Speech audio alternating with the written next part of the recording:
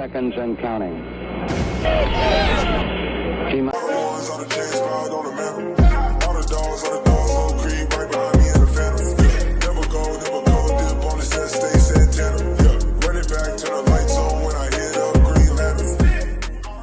Hey, what's good, y'all? Welcome back to another video. It's Anish, and today we're going to be recapping the Texans scrimmage game from last night. Let's jump right into it. So, Texans wide receiver Culley first gets a false start on third down and gets pulled off the field as Culley lights him up, passionately letting him know pre-snap penalties give them no chance. And this is a huge contrast from the teddy bear, rainbows, and roses and daisies Culley to now he's like death, emo, angry, rage mode, rage monster Culley. So I thought this was a huge development, a huge character development in Culley. You like to see that. I first thought he was just like a happy guy, always positive, but this scrimmage kind of gave me some new insight onto who Culley is, what kind of coach he is, and it was kind of nice to hear that he's really harsh on them about penalties, because those really kill you in the game, and obviously everyone knows penalties are terrible. And then again, it happens again where wide receiver Damian has a false start, and Culley yells, "Get him out of here," and gives him an ass chewing as he goes to the sidelines.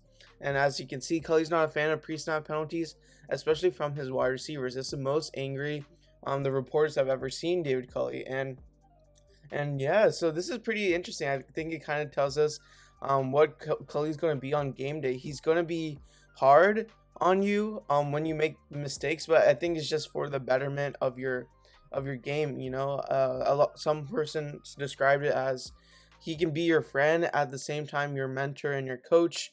So that ability to switch from those two roles is really valuable. And so that I think my opinion on Culley improved even more. I think I was optimistic about Culley, but I didn't really know how good of a coach he would be. But just seeing him from the scrimmage and seeing him how animated he got because of mistakes and stuff really shows that he really cares, and so that's really nice to see. And then quarterback Tyrod Taylor finds tight end Pharaoh Brown for a 20+ yard touchdown. Brown has been the best tight end camp since he stepped on the field. The offense looking good with some interesting wrinkles in the backfield that people have been begging for a long time. There's a lot of RPO action, and so yeah, the tight end competition is getting pretty interesting. I think Pharaoh Brown was activated a few days ago. Before he was activated, I thought Brevin Jordan was kind of getting the tight end one position, but soon after that, since Pharaoh Brown was activated, he's been getting all the attention, and rightfully so. He's been making plays left and right, and last season he was a huge surprise for us. I mean, he was really active in the blocking game and the run game, and he was really making some nice plays. He stiff-armed plenty of guys, and so I think Pharaoh Brown's an interesting name to watch for next season. And then another play is wide receiver Brandon Cooks catches a touchdown in the corner of the end zone from Tyrod Taylor on a play action pass.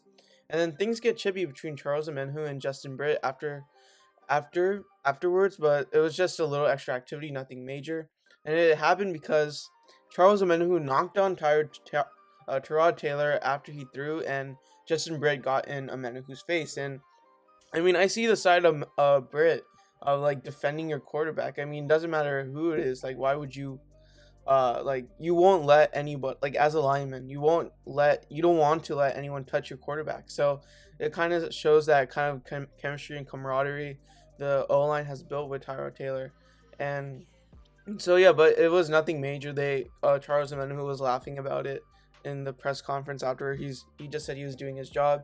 So nothing major, nothing to worry about, of course. And Tyrod Taylor was having an outstanding game today. I think it was a rough start at the beginning with all the penalties and everything, but the offense soon started to click, and Tyrod Taylor was dropping dimes and stuff all over the field. So that was nice to see. And Grenard was also involved in that shoving match or whatever, but again, I don't think it was anything to worry about. And then Jeff Driscoll was checked into the game. Like I said in my training camp vlog, Driscoll was getting more quarterback 2 snaps than Davis Mills. I thought it wasn't too much. I didn't think too much of it since it was a rest day, but it kind of seems like that is actually the reality, seeing how he's getting more snaps. I don't even know if Mills played this game actually, which is kind of sucks because I wish he would get that scrimmage time. But Driscoll sails a ball into Lonnie Johnson's arms. The ball was intended for Anthony Miller, but it was not close at all. So Driscoll, I feel like there's no way Mills is worse than Driscoll. I mean, at least Mills is a rookie. He hasn't had years in the league. Whereas Driscoll, he's been in the league. We know what he is. He's a known commodity. So I feel like we should give Mills these extra reps because we know what Driscoll can bring and do. But Mills, he's still a question mark. He hasn't had much time, much opportunity so far, I feel like. But yeah, that's what it is right now. And then Texans tight end Jordan Akins caps off a drive, which he has 3 catches with a touchdown and a Gronk-like spike. And again, Terrell Taylor looking really good tonight. So again, another interesting development. Jordan Akins is looking back to form. I do like Jordan Akins. I feel like Brevin Jordan, he's not going to be tight end 1 immediately. I feel like perhaps at the end of the season we might see that change. Jordan Akins, I love the guy, but he's just kind of old, you know. I'm not trying to be ageist or anything, but he's approaching 30, so that's kind of a question mark. I'm not sure how old Farrell Brown is, but yeah, it's just Jordan Akins. He has his moments, obviously, but he's been really good for us in his time here. But I feel like with us kind of going the rebuilding direction, we might have to kind of reconsider what Jordan Akins' future is for the Texans. But he's been good for us so far, so I wouldn't worry about that right now. But let's talk about some guys on the defense. Jacob Martin sacks Terrell Taylor, beating Charlie Heck on the rush, and I believe he did that 2 times tonight. And he also had a tackle for loss. So again, Jacob Martin being a monster on the defensive end. He's just balling out like crazy. I mean, we all been high on Jacob Martin, and I feel like he's the reason why I think we won the Jadeveon Clowney trade by far. I mean, the Seahawks, they only had 1 year with Clowney, whereas we still have Jacob Martin, who has had more sacks than Clowney. I think Clowney has had 0 sacks in the last season or 2. So, but obviously I'm not saying Martin is better than Clowney, but still Jacob Martin is still a great player. But David Culley said Jacob Martin is doing a nice job. He sees a burst from him off the edge. So yeah, Jacob Martin is really a fast guy. I mean, as y'all seen, and I hope to see him like get more snaps in games as well. And then this is something nice to hear as well. Blacklock gets a killer move to get pressure on the QB.